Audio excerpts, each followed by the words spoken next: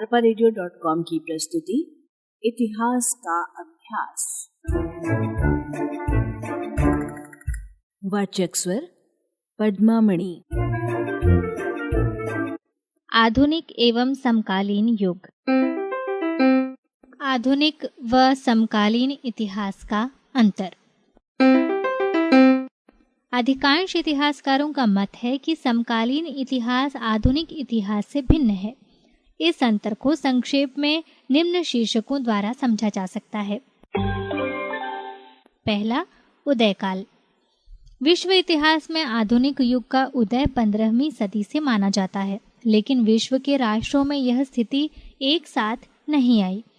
Asia में इसका आरंभ 18वीं सदी में, लैटिन अमेरिका में 19वीं सदी में माना जाता है। मुख्य रूप से 15वीं से 17वीं सदी के काल को आधुनिक काल का आरंभ मान सकते हैं।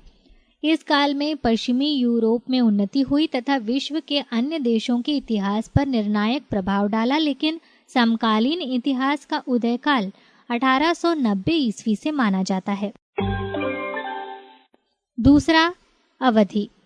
विश्व इतिहास में आधुनिक काल 1500 ईस्वी से लगभग 1890 ईस्वी तक माना जाता है, जबकि समकालीन इतिहास 1890 ईस्वी से आज तक है। इस प्रकार आकार और अवधि की दृष्टि से आधुनिक काल समकालीन काल से अधिक विस्तृत है। इसके अतिरिक्त समकालीन इतिहास कालखंड आधुनिक इतिहास का ही एक भाग है। तीसरा, साम्राज्यवाद। आधुनिक इतिहास की प्रमुख विशेषता में साम्राज्यवाद का बोलबाला रहा है। विभिन्न यूरोपीय देशों ने एशिया, अफ्रीका और दक्षिणी अमेरिका के देशों को प्रत्यक्ष तथा परोक्ष रूप में अपने अधीन किया, परंतु समकालीन इतिहास में इस साम्राज्य के विरुद्ध निरंतर संघर्ष शुरू किए गए और संसार भर से उसका सफाया किया गया। धीरे धीरे सभी अधीन देश स्वतंत्र होते गए। आधुनिक विश्व के इतिहास के नायक नायिकाओं और घटनाओं से हमारा प्रत्यक्ष और निकट का संबंध नहीं है, क्योंकि उन्हें हमने जीवित रूप से नहीं देखा। लेकिन समकालीन विश्व के अधिकांश नायक नायिकाओं को हमने स्वयं देखा सुना है। इस काल के इतिहास की कई घटनाओं में हम भागीदार होते हैं। इस प्रकार समकालीन इतिहास से हमारा संबंध अधिक निकट का है। पांचवा, लोकतंत्रीय विचारधारा का विकास। आधुनिक इतिहास की एक मुख्य विशेषता लोकतांत्रिक विचारधारा का विकास था। विभिन्न देशों में, विशेषकर यूरोपीय देशों में, भले ही राजतंत्रीय सरकारों का अस्तित्व बना रहा, परंतु राजतंत्रों ने संवैधानिक स्वरूप ग्रहण कर लिया था। वहां का शासन संविधान द्वारा चलाया जाता था, परंतु अधिकांश देशों में अभी लोगों को वयस्क मताधिकार प्राप्त नहीं हुआ था। वयस्क मताधिकार का फैलाव समकालीन युग में हुआ, जो उसे आधुनिक काल से अलग करता है। छठवां, राष्ट्रीय विचारधारा। आधुनिक इतिहास की एक अन्य विशेषता है राष्ट्रीय राज्यों का उत्थान और राष्ट्रीयता की विचारधारा का विकास। परंतु समकालीन इतिहास के युग में संचार और परिवहन के क्षेत्रों में होने वाली प्रगति ने समस्त संसार में देशों को निकट ला दिया। इससे अंतर्राष्ट्रीयता की विचारधारा का विकास हुआ। परमाणु अस्त्रों के आविष्कार से सारे विश्व के विनाश का जो भय पैदा हुआ, उसने भी समस्त विश्व के लोगों को समीप लाकर उन्हें अंतर्राष्ट्रीयता की डोर में बांध दिया। सातवां, निष्कर्ष या ऐतिहासिक परिप्रेक्ष्य। आधुनिक इतिहास बिखरे हुए जल के समान होता है, जिसमें मिट्टी, कंकर आदि बैठ जाने के कारण पानी उथला और अलग नजर आता है। ऐतिहासिक नायक नायिकाओं के गुणों तथा अवगुणों के प्रति धारणाएं स्पष्ट हो चुकी होती हैं, इसलिए उनका मूल्यांकन करना आसान हो जाता है।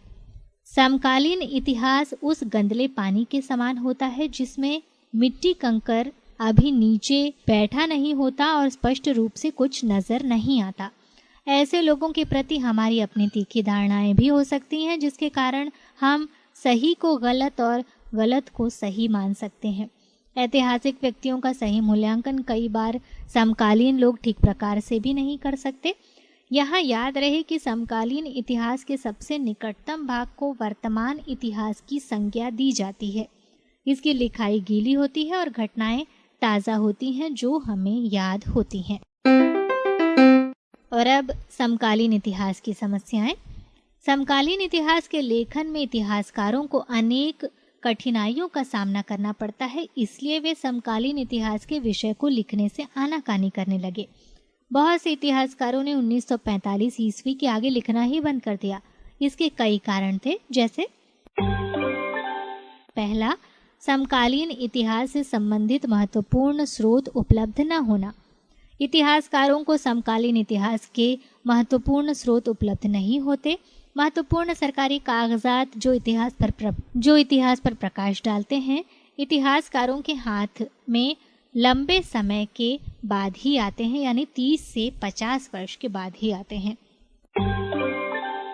दूसरा, महत्वपूर्ण व्यक्तियों की टिप्पणियों और संस्मरण उसके जीवन में न छापा जाना। महत्वपूर्ण और उच्च अधिकारियों तथा नेताओं द्वारा लिखी गई डायरियां, टिप्पणियां और संस्मरण उनके जीवन काल में नहीं छापे जाते। बाद में प्रकाशित होने पर भी उन अंशों को गुप्त रखा जाता है, जिससे सरकार तथा लिखने वाले व्यक्तियों की छवि खराब हो सकती है और उलझनें पैदा हो सकती हैं। तीसरा, विभिन्न देशों के नेताओं के बीच होने वाले विचार विमर्शों को गुप्त रखा जाना। कई बार विभिन्न देशों के बीच नेताओं के होने वाले विचार विमर्शों को प्रकाशित नहीं किया जाता, ताकि उसके छपने से विभिन्न देशों के आपसी संबंधों पर बुरा प्रभाव न पड़े। चौथा, कई बार सरकारों द्वारा दस्तावेज को प्रकाशित करना। कभी कभी सरकारें ऐसे दस्तावेज को प्रकाशित कर देती हैं जिनके द्वारा वे ये साबित करने का प्रयास करती हैं कि विश्व की नीतियां और कार्य उनके अपने देशों या समस्त विश्व के हित में था, परंतु वे उन दस्तावेजों को नहीं छपने देती जिनसे गलत नतीजे निकाले जा सकते हैं।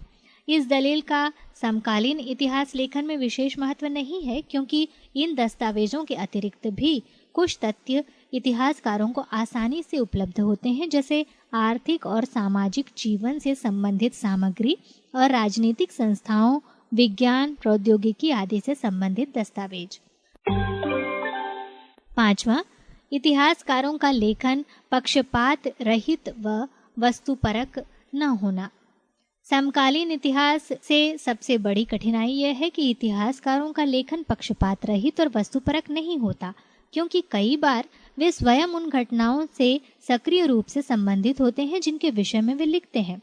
पक्षपात का यह खतरा वास्तविक है, क्योंकि इतिहासकार का दृष्टिकोण उसके दार्शनिक नजरिए से प्रभावित हो सकता है, या संसार की समस्याओं को देखने का उसका नजरिया भी उसकी ऐतिहासिक दृष्टि पर प्रभाव डाल सकता है। इतिहासकार को इस बात का ध्यान रखना पड़ता है कि उसका दृष्टिकोण उसकी समस्या के अध्ययन को विस्मित न करते। इस समस्या का समाधान यह है कि पाठक को प्रत्येक ऐतिहासिक रचना का आलोचनात्मक दृष्टि से अध्ययन करना चाहिए। उदाहरण के रूप में 1928 ईस्वी में एक लेखक ने इनसाइक्लोपीडिया ब्रिटनिका में पूंजीवाद के पक्ष में एक लेख लिखा, परंतु छपने से पहले उसके विचार गलत सिद्ध हो गए। इस प्रकार कुछ समाजवादी विद्वानों का यह निष्कर्ष गलत सिद्ध हुआ कि संसार में यह विचारधारा सुदृढ़ हो रही। छठवां, अंत या निष्कर्ष जानने में कठिनाई। समकालीन इतिहास के विषय में एक अन्य महत्वपूर्ण कठिनाई ये है कि अंत में क्या होगा। उदाहरण के रूप में एक इतिहासकार इंग्लैंड का गृह युद्ध या प्लासी की लड़ाई की घटनाओं के अंत के विषय में निश्चित रूप से बतला सकता है और एक निश्चित निष्कर्ष तक पहुंच सकता है, परंतु उसके लिए शीत युद्ध के विषय में बताना कठिन है।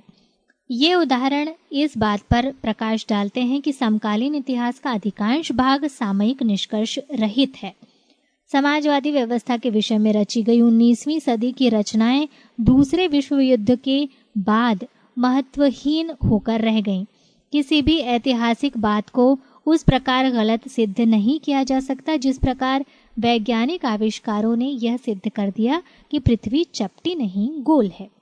लेकिन इस बात से भी इनकार नहीं किया जा सकता कि संसार को समझने के लिए समकालीन इतिहास का ज्ञान परम आवश्यक है।